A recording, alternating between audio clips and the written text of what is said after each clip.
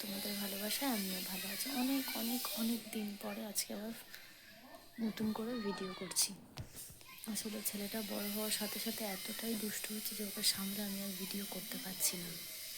তারপরে অনেক কিছু সংসারের পরিস্থিতি, শ্বশুরবাড়িতে থাকলে তো বোঝোই, তো সেই জন্য আর ভিডিও করে ওঠা হয় না। এই জন্য এখন বিছনা গোছাচ্ছি।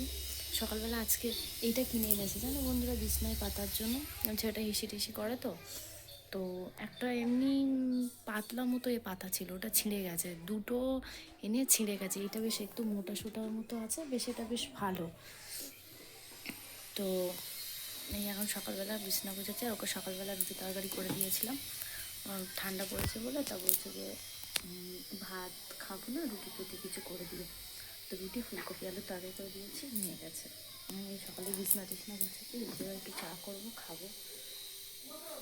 সেটা সকালে বিস্কুট খেয়েছে, ওকেও কিছু খাওয়াবো। তো আমি বিছনা গুছিয়ে নিই।